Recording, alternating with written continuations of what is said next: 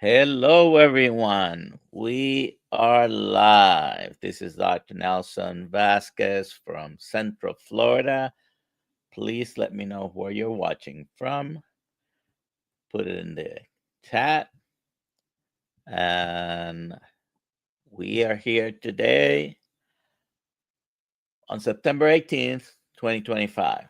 Uh, we're here today with Reverend Cathy Dickson, and we're going to be having a nice conversation for the next hour or so about her story of healing and her way of eating, and also what you're doing to spread the word, Yep. right? Yep. All right. Uh, Let me go live on Instagram. And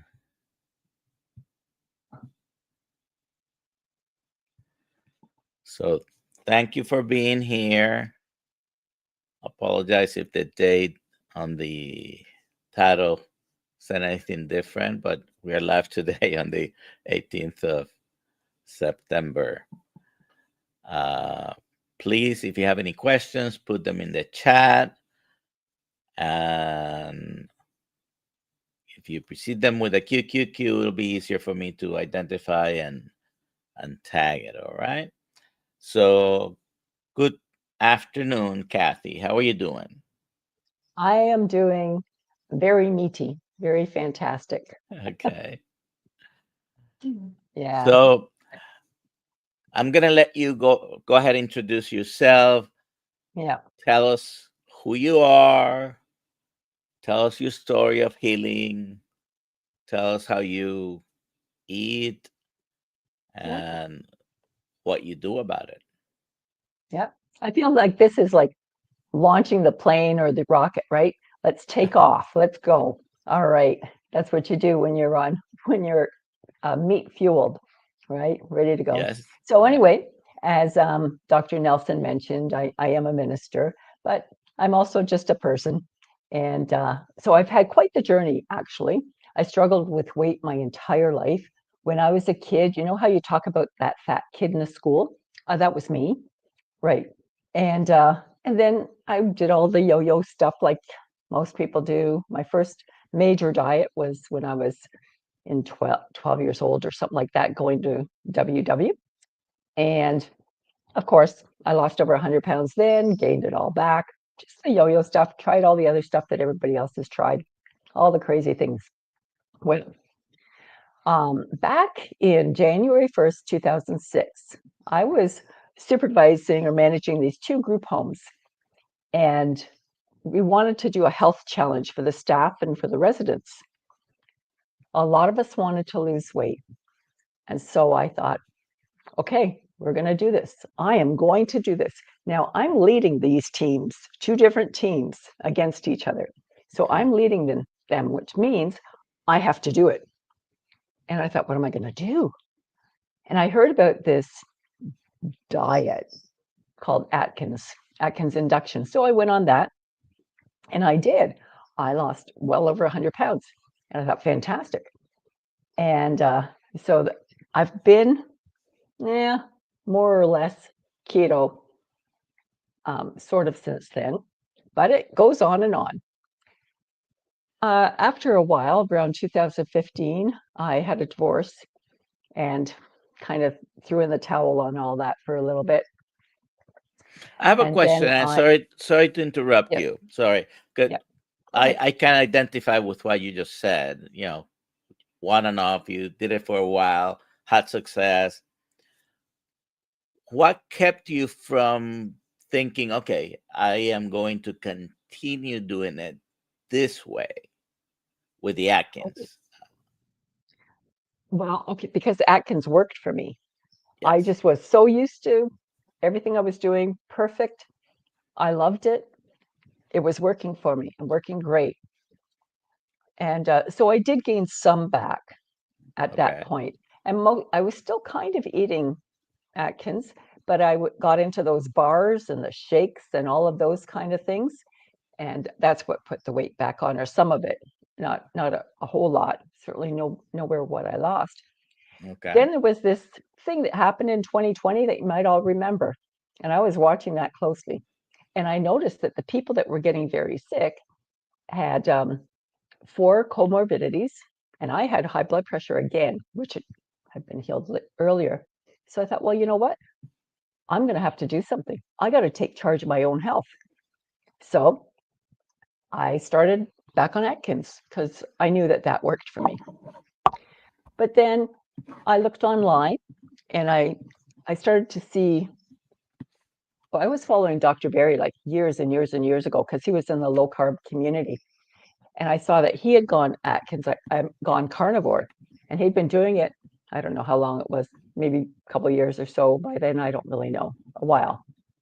And I thought, so basically it's just the same. It's just that the carbs are lower. In fact, there isn't any or next to nothing. So I thought I'm going to try that. And besides that, when I was buying all these vegetables, I was winding up throwing them out lots of times. I wasn't even eating them because I didn't really want them. So I thought, why buy them? I'm wasting money. So at that point, I went on carnivore and I wanted a support group. So I've been in a number of different support groups. Initially I'd gone to Dr.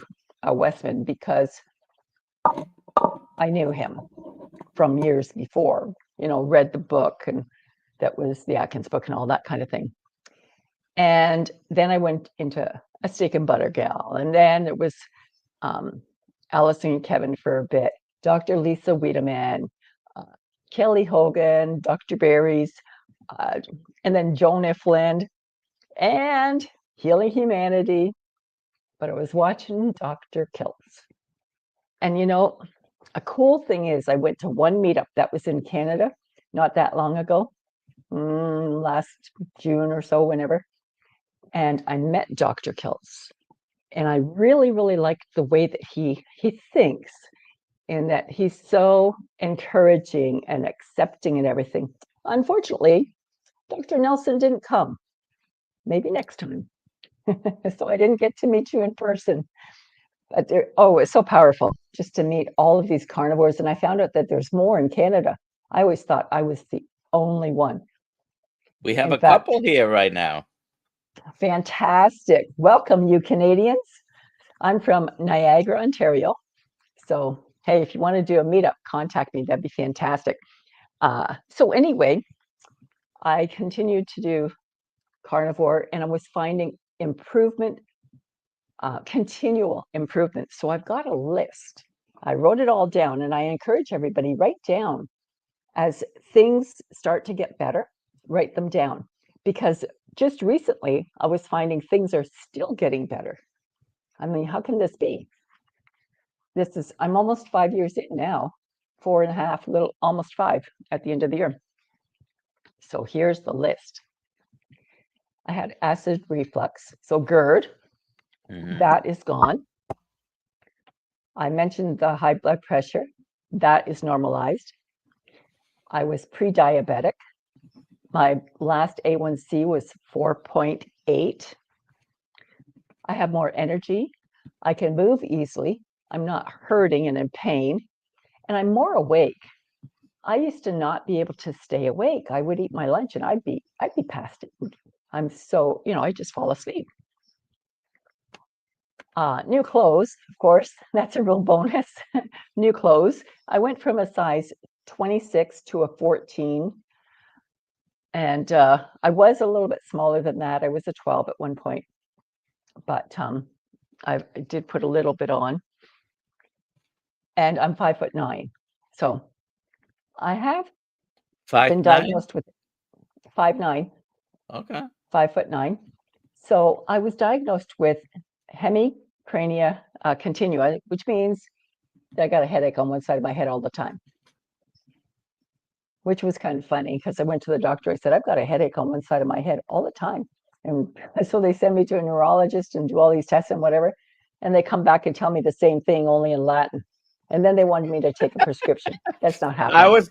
I was writing down the comment, but I have to say it now because hemicrania continua basically describes that you have a continuous headache, That's it. but it doesn't tell you what's causing it or anything like that, right? Nothing. Nothing. I had to laugh too. I thought, you mean I went through all this for you to tell me what I told you only in Latin? That's anyway, that's what that was. So he prescribed some kind of medication.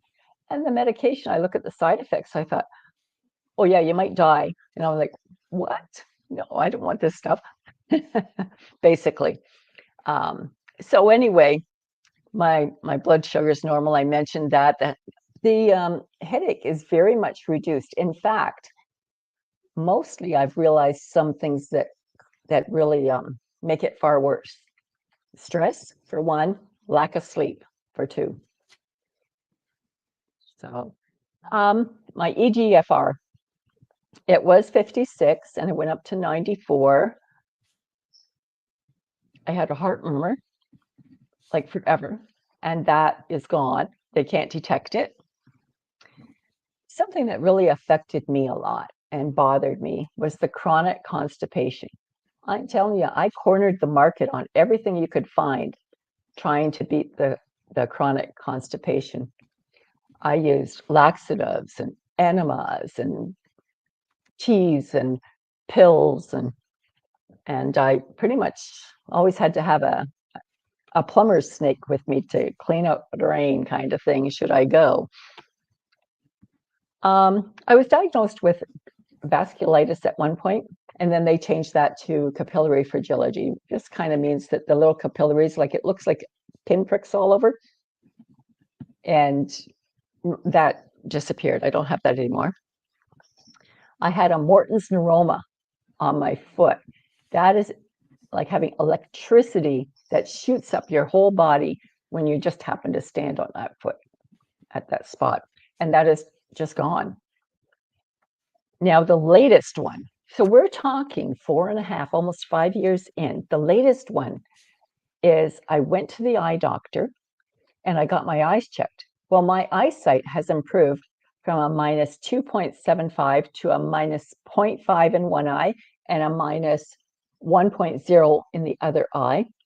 And I used to wear bifocals and I don't wear bifocals anymore. And I'm like, really? So I did talk to Lisa Wiedemann a little bit about that, but it's been amazing what it's done for a lot of people's eyes. And so that's basically what's been healing in my body. Is there any more to come? I don't know. I'd love to possibly lose a few pounds, but that's just pride or whatever. But I feel great.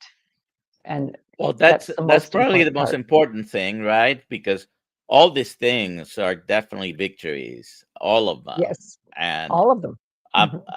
I've been writing down. I probably missed a couple, and it's too long of a list for me to repeat. So go back and listen to it again if you want to. Exactly. But it is remarkable that even after 4+ years, you are finding new things. And I've heard from others that have been doing this way of eating for longer than that, and they keep finding things that improve. So it is not a cure-all, by the way, although it would sound like it, right? But there are so many things that improve. And did you expect when you went carnivore, did you expect all these things to improve? Well, I didn't expect it. No, I was hoping just for the blood pressure to come down because I knew that I could do that with Atkins and I didn't want medication. And it was kind of funny when I did go to the doctor and he said, and it was, he says, oh, because he had given me high blood pressure medication. He says, oh, it must be working well. And I said, I didn't take it. His poor face. He's like, oh. So right? How did you do? Did he ask what you do? Yes, he did. He said, what did you do? And I said, I just went low carb. I can't tell him how low. I mean, I couldn't break the guy's heart, you know. But anyway, so he just said, well, keep doing what you're doing. You can and that was argue with it. results. If doctors might That's not right. agree with this way of eating, but when you're going there and you show improvement, hardly anyone is going to say, "Oh, you got to change that." It seems that some do once you tell them, "Oh, I'm eating mostly red meat or something like that." They'll have a they'll have a cow which she can then take home. Exactly, exactly. That just reminds me of my daughter. So I have a daughter with diabetes, and she was in the hospital. She'd had a heart attack. So here she is in the hospital. She's had a heart attack, or it might have been the time she had a stroke. She was there a couple times. But anyway, they come in. The nurse says, "You didn't eat your breakfast," and she says, "Well, if I eat that, then my blood sugar is going to go up." She said, "No, you have to eat your breakfast because I have to give you your fast acting insulin." And I thought, my daughter says, "That's crazy. Why would I do that? If I don't eat it, I won't need the medication." So it was a real argument. So what did they do? They sent the dietitian in to tell her that she needs to eat it. Like, we're not thinking. And this is one thing I love about carnivore is you can control your frontal lobe. You can think. You have a clear head that you can actually think for yourself instead of listening to whatever, dogmas out there. And you can experience for yourself, not just someone else's experience. So It's as I was, okay, go ahead. yeah, I was gonna say it's kind of, I'm gonna use this word, but we have these big associations, academies putting out guidelines, and they tell us, particularly with the diabetes, oh, eat anything you want. Your diet should include about 50% of the calories from carbohydrates. But what if it didn't? Would a blood Yep. sugar be going up higher? Would you need as many medications? Maybe if you cut the intake, you wouldn't have the severe up and lows, and you will be able to deal better with this. Yep. But, you know, to me, it doesn't make sense anymore that I'm going to tell, oh, follow the guidelines of the American Diabetes Association, 45 to 55% of calories from carbohydrates, and just with a chaser, with a With a chaser of chaser, yeah. insulin. It's It just, doesn't. when you It, think it about it, makes it's no really sense. ridiculous. It's very much so. It would be like taking in a poison and then getting the antidote for the poison. Like it just doesn't make Yeah. sense. Just My have the antivenom at hand, and yeah, after the snake put bite. your hand down into the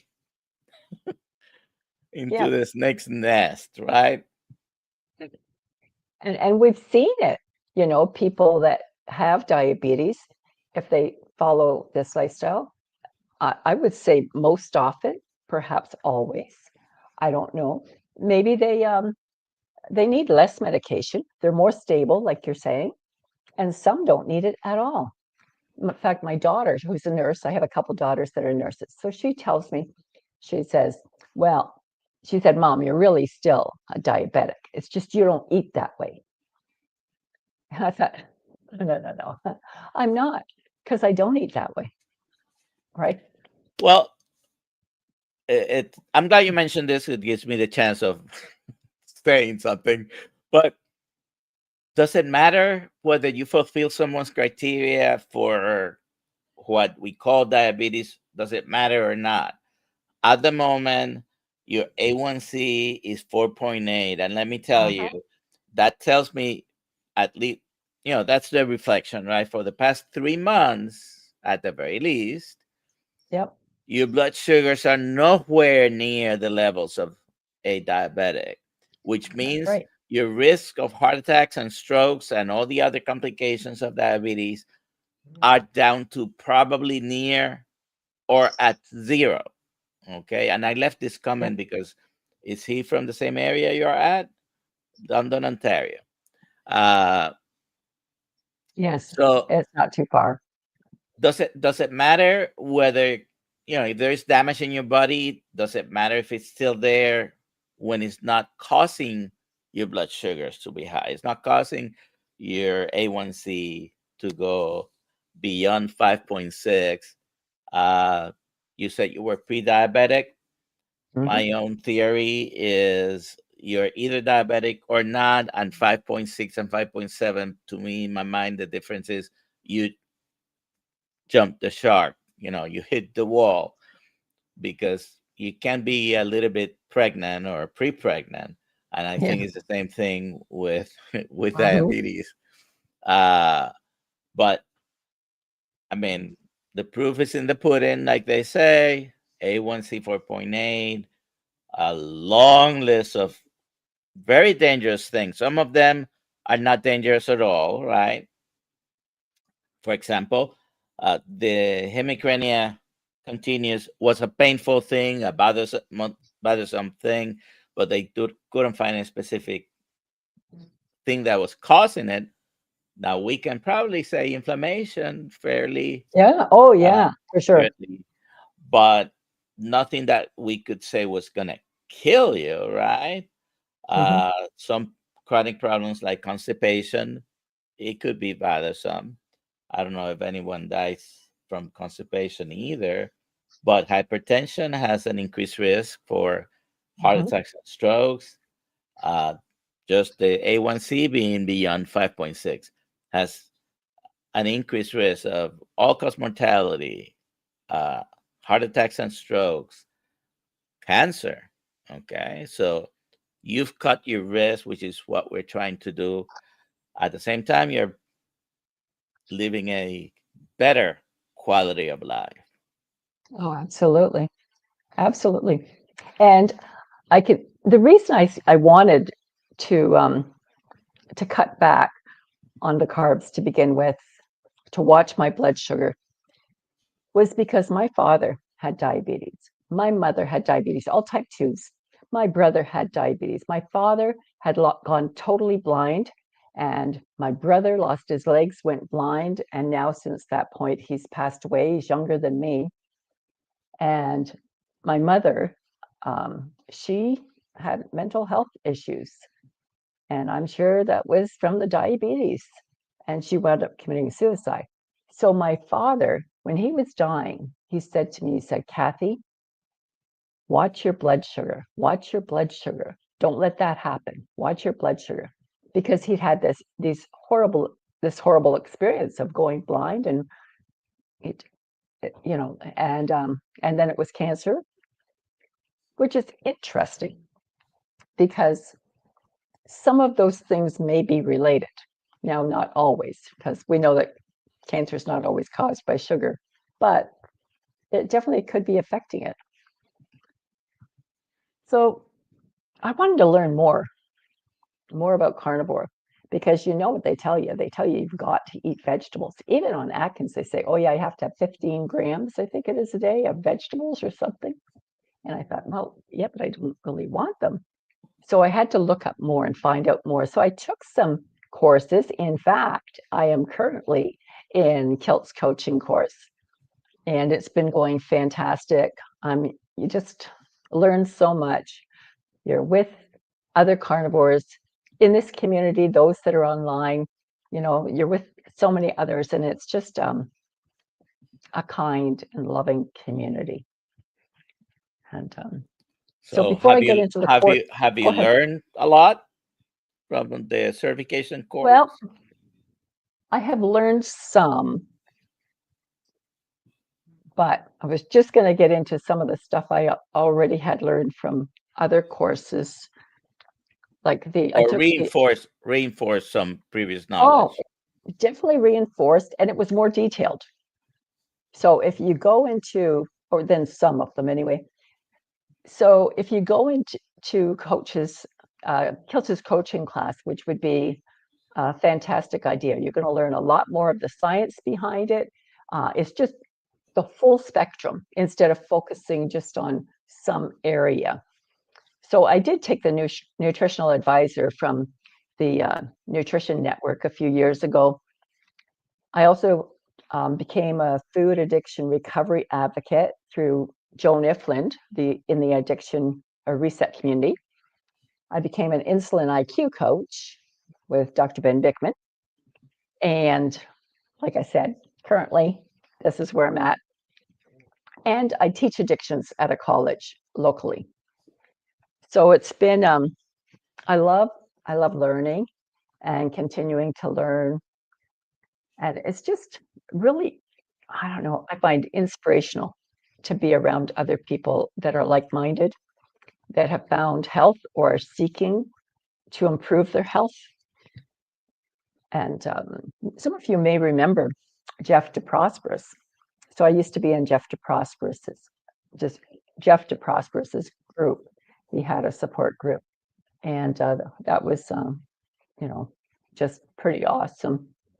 And I want to make one comment to Michael in London, because I used to live in London, Ontario, and I actually pastored a deaf church. It's called Royal View Deaf Church, and I drove a school bus there years ago. Just tidbit. Nobody needs to know. It's just a tidbit from my fellow Ontarian. All right.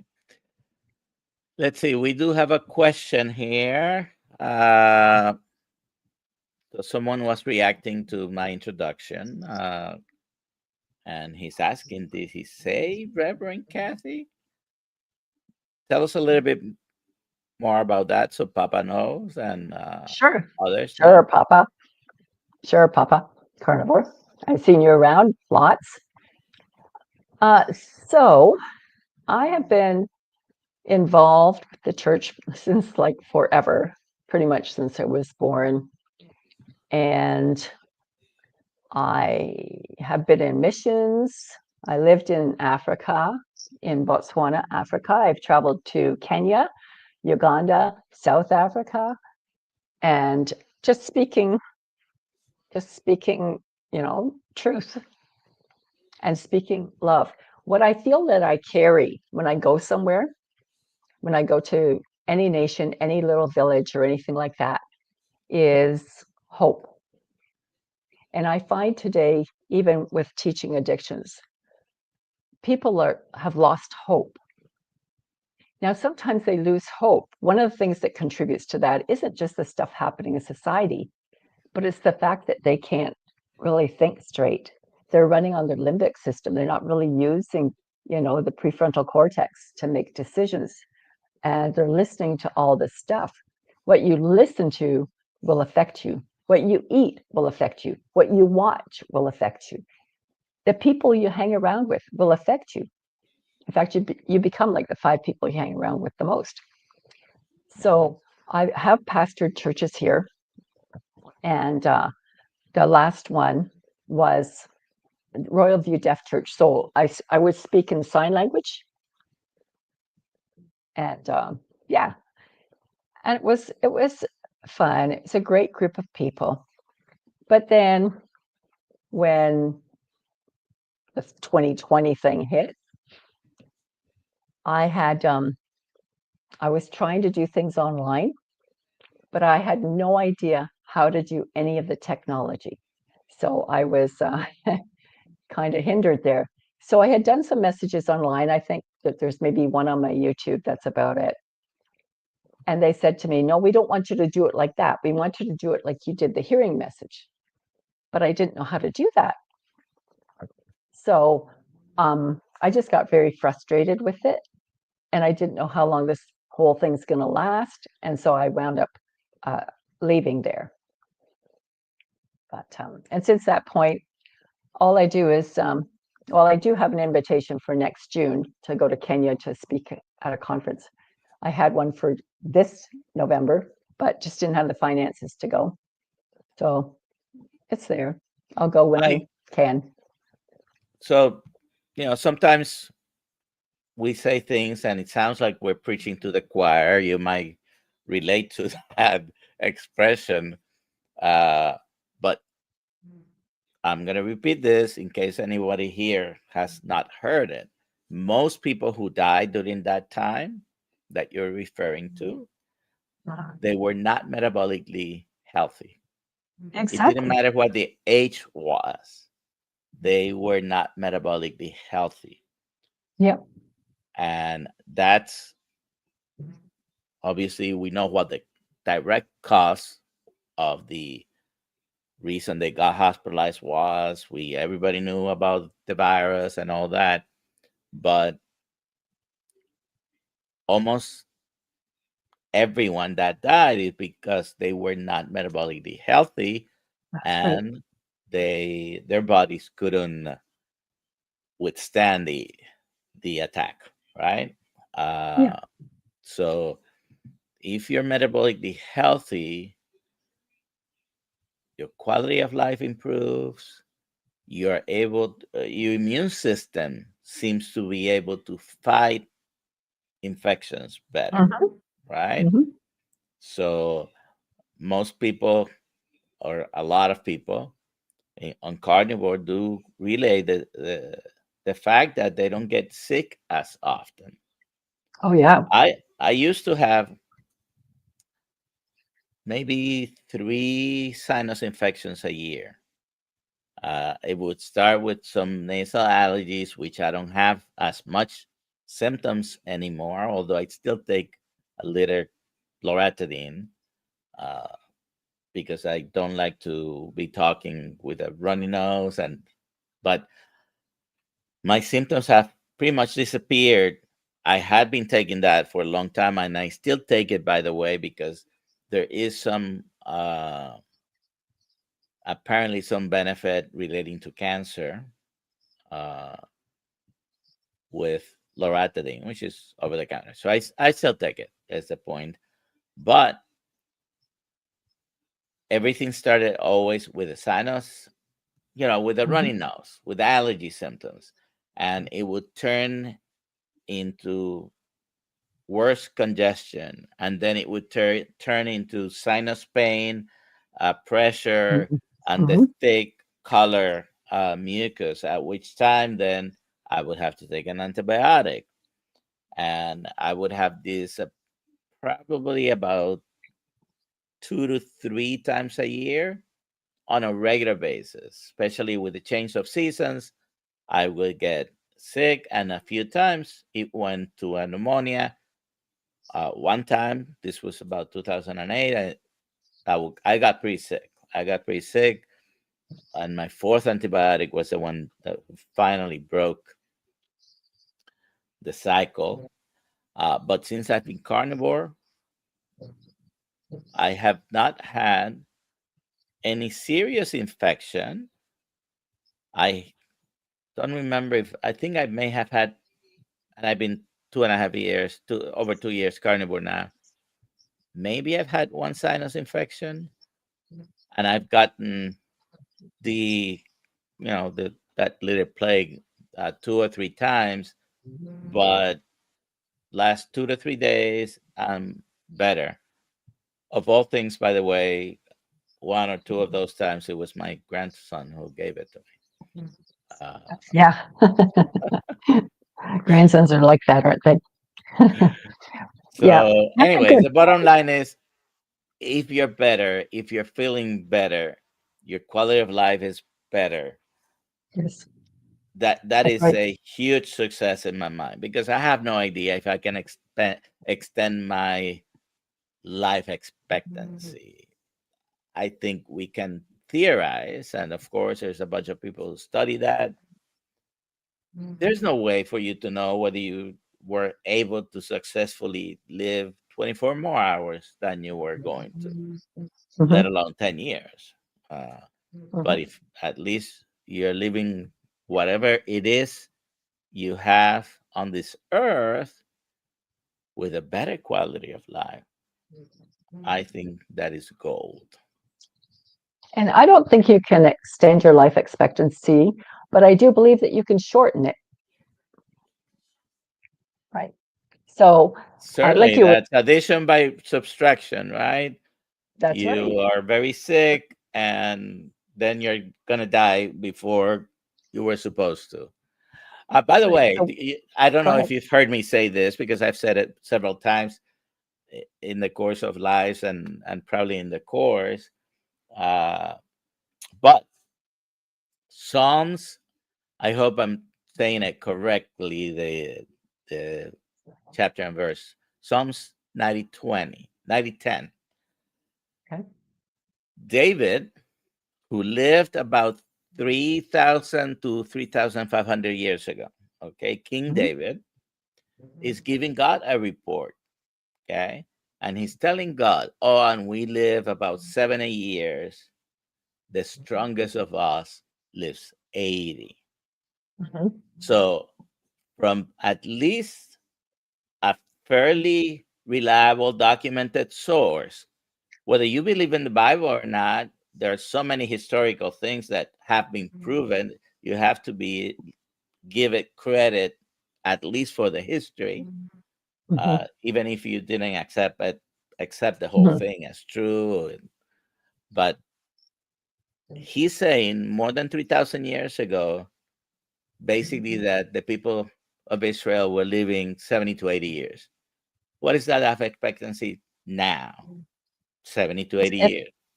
I yeah. mean, it's pretty much the same. Our life expectancy hasn't changed in 3,000 years.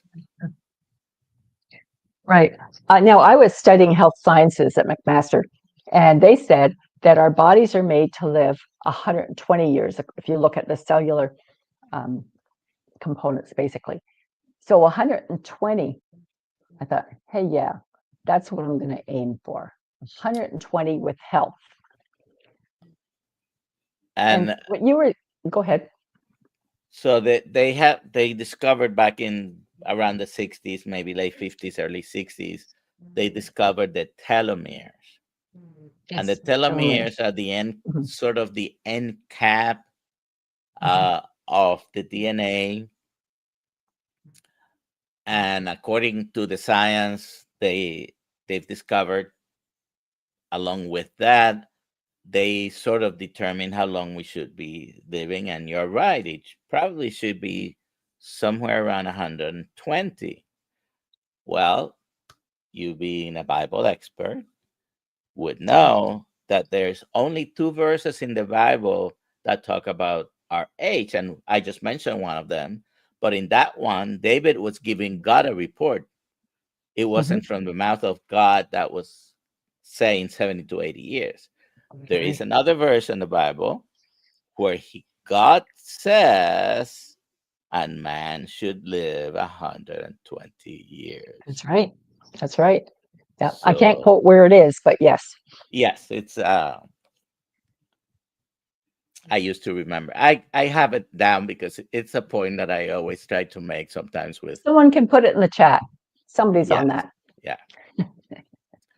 But And so yeah, it does say that, and we're talking about back in the first few books in of the Bible, where that it says it's right around the Great Flood. Uh, only so after that. Mhm. so science now has discovered that probably that's how long. So it's interesting how sometimes we discover things that validate things that have been in the Bible for a long time. It's actually Uh, a really good scientific textbook. Um, and I believe that science and the Bible that they align always. And if they don't, it means that something is wrong with the science, which does happen sometimes, or it's the interpretation of the Bible that's wrong. So, but I believe that they totally fit together. And like you were just saying, oh, oh, like you were just saying, Dr. Nelson, you haven't been sick a lot since you started carnivore. So that's another thing that I've noticed, that I used to get colds at least twice a year. I would get cold sores all the time. And I've been sick with a cold twice now in the past almost 5 years. And I've only had probably 2 cold sores in that length of time, too. So I think that's pretty amazing. Absolutely. It's and again, in this community, I don't think many people will be surprised about us making a comment like that when people get sick several times a year. Many of them do, because most people are metabolically not well. Right, right. So, uh, let's see. We have one question more here. Let's bring it up. Miss Laugh a Lot, who is in Canada as well. Thanks for telling us about your daughter and how she handled the nurse and direction. Is your daughter carnivore? She is not carnivore. Recently, she's been going through some more health challenges. So she's been on keto, off keto, on keto, off keto, that kind of thing. So recently, they're not finding a pulse in her feet. And I'm like, okay. I said, well, if you get desperate, you could try carnivore. You know, a lot of us come to carnivore because we are desperate or because there's something that we really want. And I did not want to be like my dad and my brother or my mother as far as health goes. And we need to take charge of our own health, not to Yeah, be dependent on drugs. I mean, I teach addictions. I don't want anybody to be dependent on drugs. Are they necessary? Yes, sometimes. But if you can do something, why wouldn't we? Yeah. So right certainly. now she's off. And sometimes each one of us has to come to the decision of, you know, on our own. You, as a mother, would advise your adult child, but the key being that they are adults and they make their own decisions, right? Uh, have three adult children myself, uh, but each one has to make the decision to get a handle on at least on a big part of what we can do about it. Uh, Took me, as a matter of fact, this here is after my stroke, and I was still like that. It was a few years after my stroke that I finally said, I'm sick and tired of being sick and tired. So, not even a stroke really moved the needle much for me. It was other things later Yeah. that made me make a big change. And we are, we all. I have a list. By the way, your list definitely is longer than mine. I'll keep working at it, Dr. Nelson. Yeah, yeah, yeah. Uh, so, uh, are you still pastoring the church or No, no? I do individual counseling for Okay, people, and I do hold just one live each week that's biblically based. Now, it's not carnivore, but okay. I do hold one live Thursdays at 7. And So yeah, you you must. It's interesting. You must have come across people, and it's not a particular religion. Many people, based on the Bible, will tell you, "Oh, the way we're supposed to be eating is all plant based." yeah. So, what say you? What do you tell What them? saith you? Yeah. Okay. Let's get into what the Bible says about this whole deal. If you start in Genesis, now we're looking at the Garden of Eden, where everything was perfect, right? There was nothing evil there. Everything's perfect. And they were told to eat fruit, and then they were told to eat vegetables. Great, great. Whatever grows from the ground there, but you can eat that because it was perfect. But when you get to Genesis 3, and that's where the fall came in. So the fall is when man started to do evil things. So they sinned.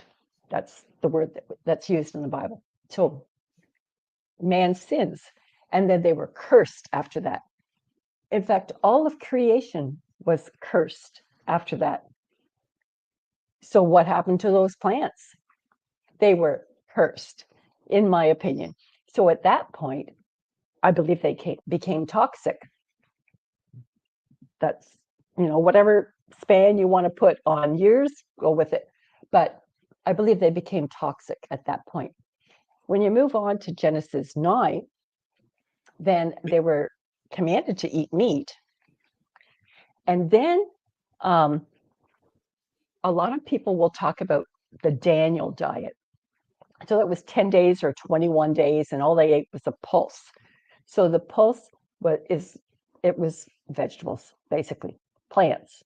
That's what it was. Instead of eating the king's meat, because the king was getting sick. The actual word for meat, you have to go back into the original language, meant food, not necessarily meat in that instance. In in some that other context. instances, it does in that context.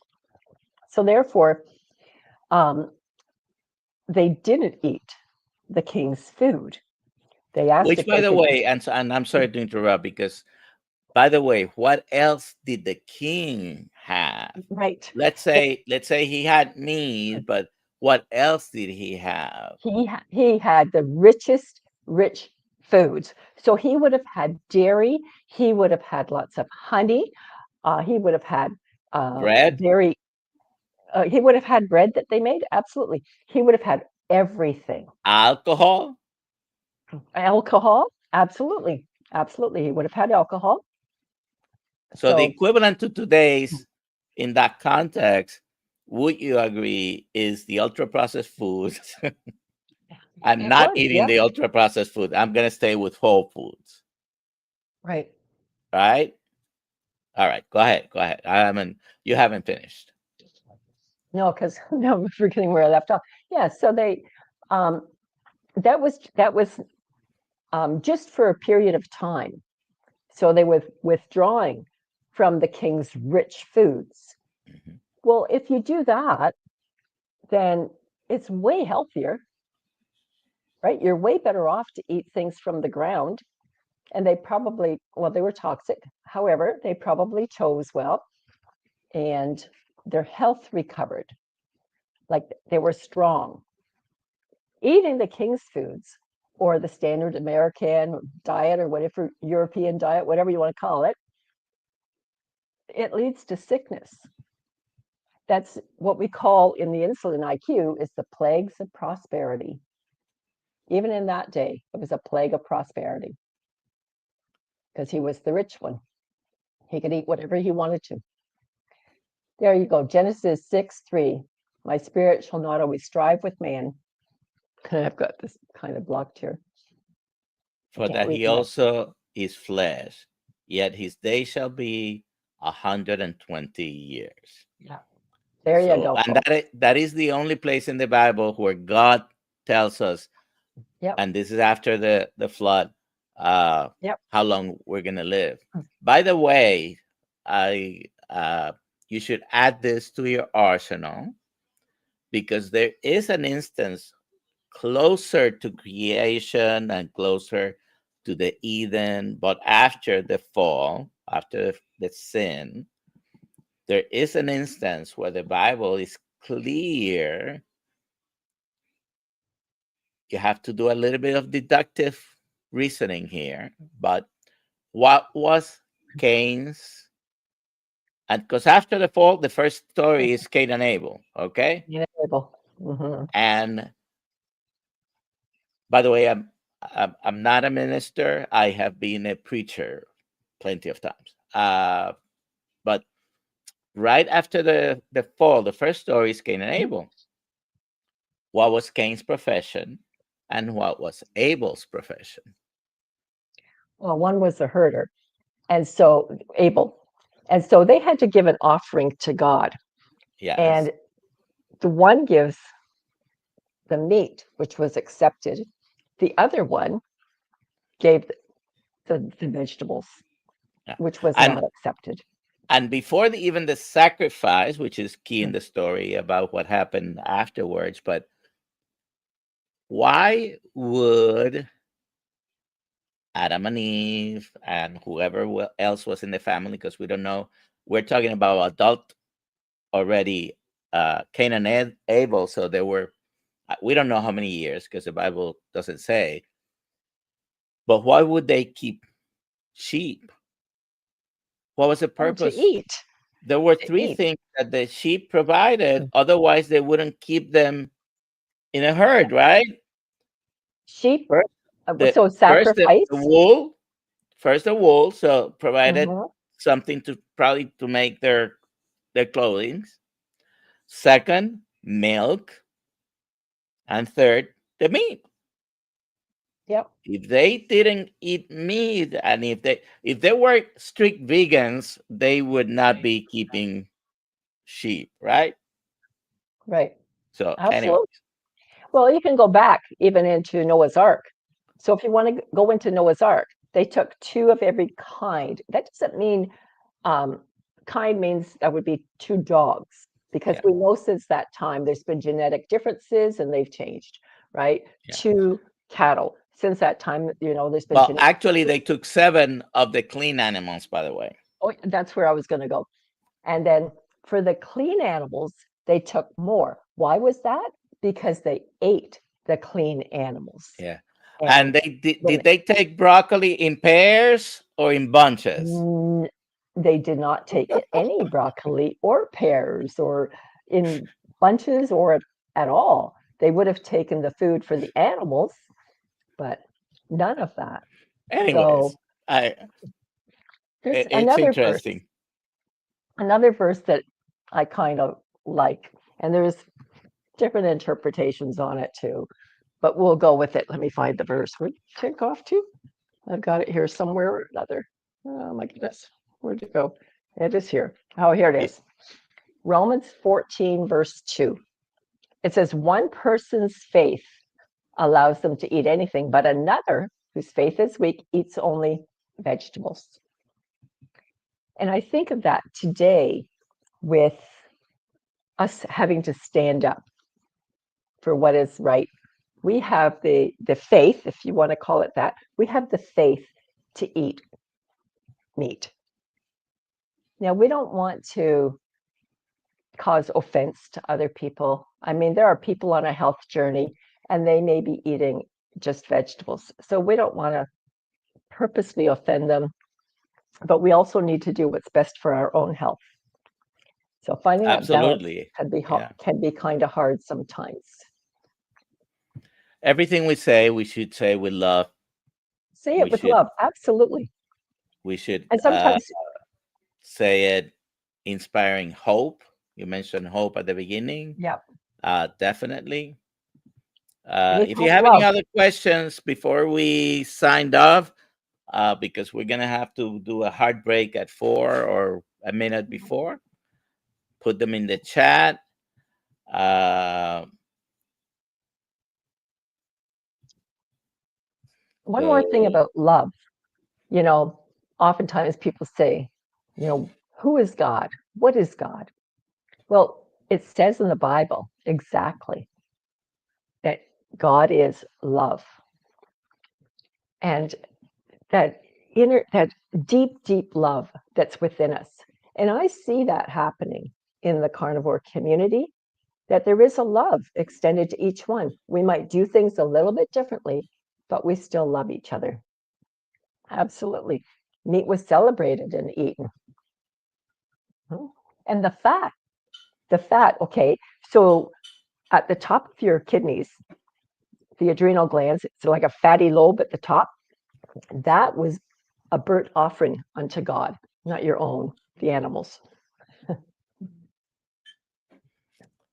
all right.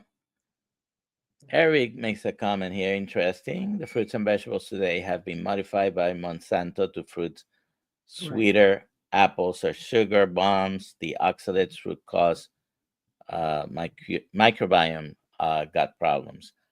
And almost, if you think about your typical supermarket, when you go in, very often the produce section will be up front somewhere, right?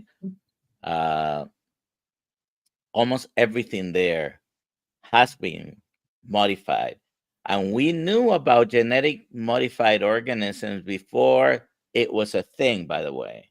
Before Mhm. DNA was discovered, before we could manipulate genetics at the microscopic level, we had breeding techniques. Agriculturists have known forever about Mhm. modifying the genetic.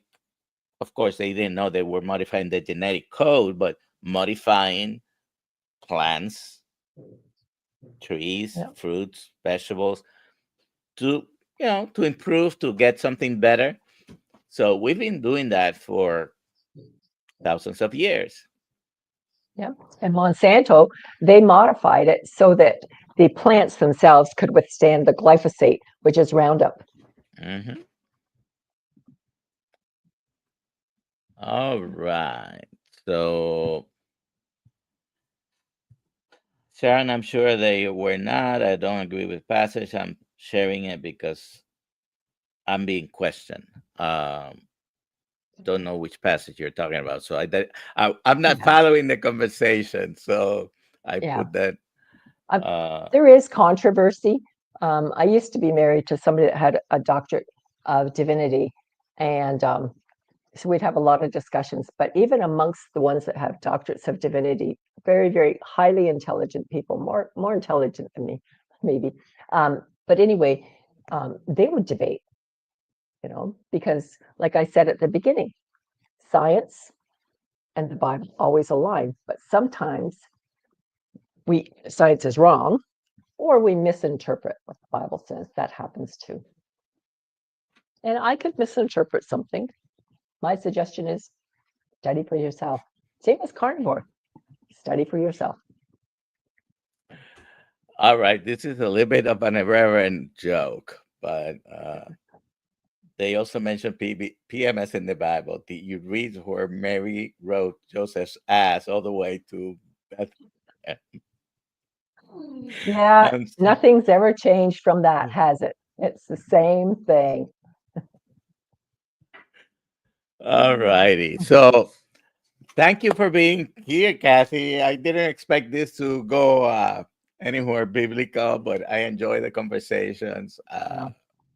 Well, thank you everyone for the kind comments that you've had, and Dr. Nelson for inviting me. And I do encourage all of you to just study more, get into a good support group, Kiltz Mighty Tribe. Take the course. You're going to learn something. It's going to help you in your journey and help you to help others in their journey. That's my advice. And let me see if I can bring this up quickly. If you have not, this is where you have to go. This is Cathy's YouTube channel, right? The Kingdom Way, Keto The Kingdom Way, yeah. Carnivore. Mhm. At the Kingdom Way, it's I think you have it on Oh, your that's screen, right? yeah. That's from my book. I wrote a book back in 2015. It is not a carnivore book, but it does have to do with many, many different aspects of letting go of the weights that are holding you back in life. So it's not the physical weight only, although we talk about nutrition, what I knew at that time. And it deals with the mind, the battles that the mind goes through. It deals with generational curses and all sorts of other things in there too. So it's on Amazon. And It, Lois was kind enough. He put all your links there on the chat. So just yeah, click. Lewis is on it. He knows what he's doing. All righty. So you have multiple places where we can go and find you. What's the one place? Would it be your YouTube channel? You have a website? I do have a website, and that is thekingdomway.com. I don't really update it, but it's there. There's Okay. YouTube. I believe it's on Instagram too, and I don't really put much there either. So mostly just the YouTube, and I'm not even doing a lot there because I'm doing so many other things. So, All righty. Well, thank you for being here. This has been very good. Go and thank subscribe you. to your channel. Everybody, you have it uh, in the chat multiple times, like in the way in YouTube, and you also have a group on Facebook, and all that. And it's in the chat. Lois uh, put the links there. Thank you for being with us. It's 4 o'clock, so we're gonna say goodbye.